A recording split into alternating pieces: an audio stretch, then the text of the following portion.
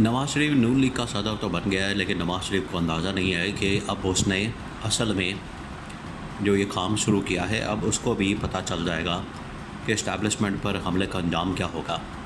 क्योंकि आप डीलिंग करके, आप केसेस माफ़ करवा के, आप एनआरओ लेके, आप मुखमखा करके, आप अपने मुकदमात ख़त्म करवा के और इमरान खान के ख़िलाफ़ केसेस बनवा के मुल्क में आते हैं, दंदनाते हैं और यहाँ पर वज़ीर-ए-आज़म बनने के ख्वाब देखते हैं।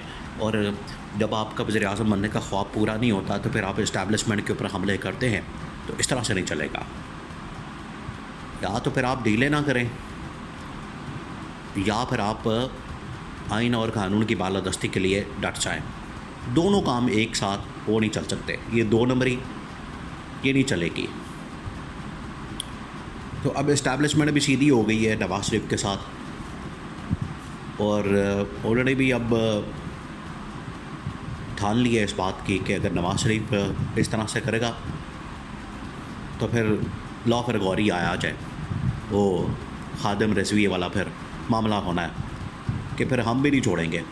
अब ये इंतहाई अहम मामला है, इसको आपने समझना है। देखिए, आपको पता है कि मुल्क की सियासत में इस वक्त कितनी हलचल पैदा हो चुकी है कि एक तरफ इमरान खान जो संभाला नहीं जा रहा, उसके ख़िलाफ़ मादा माफ़ गवाह बनाने के लिए कभी मलिक रियाज के ऊपर प्रेशर डाला जाता है। मलिक रियाज से आखिरकार देखिए, मलिक रियाज से तो जाके आसिफ ज़रदारी ने मुलाकातें की हैं दुबई में किसी के कहने पर, और मामला सिर्फ आसिफ ज़रदारी की मुलाकातों तक नहीं है। इसके अंदर इस्टेब्लिशमेंट के लोग भी गए हैं, उन्होंने भी मुलाकातें की हैं, उन्होंने भी कहा है कि आप वादा माफ़ गवाह बन जाएं और इमरान खान के ख़िलाफ़ गवाही दें। मलिक रियाज ने इनकार कर दिया। तो अब एक तरफ तो इमरान खान है, दूसरी जानिब ये नाकाम हुकूमत है जो कि बिल्कुल भी डिलीवर नहीं कर रही, और तीसरी जानिब आपको पता है कि अदलिया ने महाज खोला हुआ इस्टेब्लिशमेंट के ख़िलाफ़। अब चौथा महाज, इस्टेब्लिशमेंट हर जगह के ऊपर फंसती जा रही है। जितना ये इंटरफेरेंस और सियासत के अंदर आ रही है, उतना ये फंसते जा रहे हैं। 3 महाज पहले खोले हुए हैं, इमरान खान, ये गवर्नमेंट, अदलिया। आपको पता है हर रोज़ उनकी जानिब से कभी सेक्टर कमांडर, कभी DGISI, कभी ISI, कभी किसी इंटेलिजेंस एजेंसी का नाम आता है। अब चौथा महाज जो है वो खोल दिया नवाज़ शरीफ ने।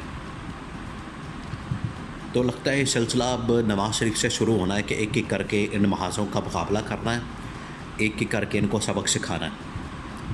पहला लगता है सिलसिला शुरू होगा नवाज़ शरीफ से, क्योंकि नवाज़ शरीफ एक ऐसा आदमी है जिसने मुल्क के अंदर पहले लूट मार की, मुल्क के अंदर पहले करप्शन की, पैसा यहाँ से बाहर बेचा, लंदन के फ़्लैट्स ख़रीदे और फिर NRO हासिल कर लिया। पहले डीलें करके भागते हैं, फिर डीलें करके वापस आते हैं। तो ये जो NRO हासिल किया, उसके बाद नवाज़ शरीफ पिछले 6 महीने से चुप करके बैठा हुआ है। अचानक से उसको ख्याल आ गया और उसने जर्नलों का नाम लेना शुरू कर दिया। अब देखिए, नवाज़ शरीफ ने सदर बनते साथ ही जो पहली तकरीर की है, उसने क्या किया, उसने हमला कर दिया है इस्टेब्लिशमेंट पर।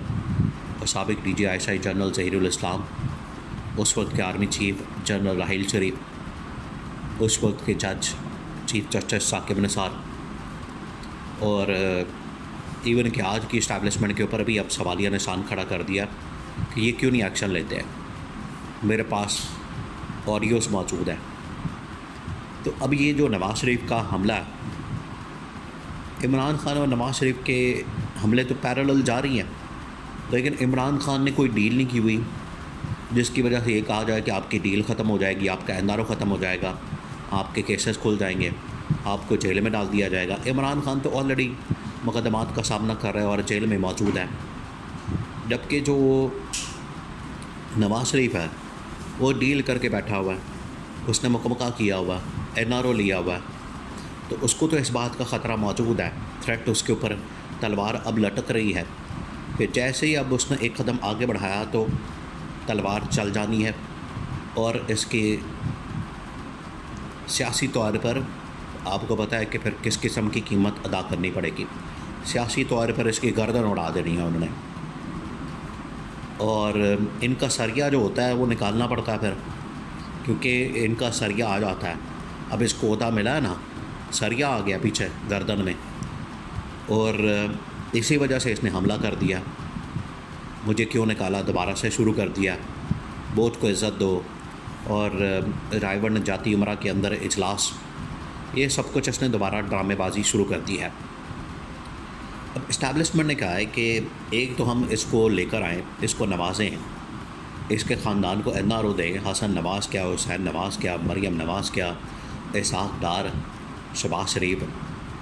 अच्छा, एक तो इनके NRO दे के केसेस माफ़ करवाए, दूसरा इनको गवर्नमेंट भी दी हुई है।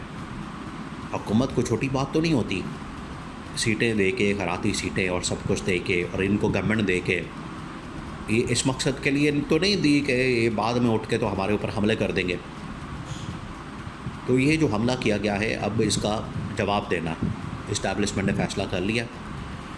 टॉप मिलिट्री कमान ने इस बारे में सोच लिया कि अब ये जो इसने हरकत की है, अब इसका जवाब दिया जाएगा। अब इनको भी बताया जाएगा कि आखिरकार इस्टेब्लिशमेंट को कैसे ललकारते हैं, और ये जो तारीख खोल के बैठा हुआ है, अब नवाज़ शरीफ की भी तारीख खोली जाएगी। 99 से लेकर जो हाईजैक केस और ये करप्शन के केसेस, पनामा के अंदर नाम, और ये लूट मार और मनी लॉन्ड्रिंग और ये तमाम चीज़ें, अब नवाज़ शरीफ को भी भुगतना पड़ेगा, और पता चलेगा कि किसकी तारीख स्याह तारीख है, बदतरीन काली तारीख है, किसने कौन सी लूट मार की है। अब फिर जंग होगी तो फिर खुली होगी जंग। ये नवाज़ शरीफ को पैगाम पहुंचा दिया गया। नवाज़ शरीफ पिछले काफ़ी दिनों से कह रहा था कि हाँ जी मैं क्या करूं, पार्टी से मशवरा कर रहा था। शहबाज शरीफ ने तो मना किया था कि भाईजान इसमें ना पड़े, ये बड़ा ख़तरनाक मामला है। बेटी की भी आपकी गवर्नमेंट है पंजाब में, मेरी भी गवर्नमेंट है छोटे भाई की वफाक में, उससे भी जाएंगे और केसेस पे खुल जाएंगे और पूरा ख़ानदान दोबारा से अंदर हो जाएगा, ना जाएं इस तरफ। लेकिन चले कोई बात नहीं, इन्होंने कर दिया। अब इस्टेब्लिशमेंट ने पैगाम दे दिया। इमरान खान फिर ऑप्शन तो है, अगर ये नहीं तो फिर इमरान खान कम से कम एक क्लीन आदमी तो है, उसके ऊपर करप्शन और लूटमार का इल्ज़ाम तो नहीं है। और सबसे बढ़कर कि इमरान खान के पास अवामी मैंडेट है, इनके पास तो एक बंदा भी इनको सपोर्ट नहीं करता, एक बंदा भी पाकिस्तान में इस वक्त इनके साथ नहीं है। तो ये अब भुगतेंगे।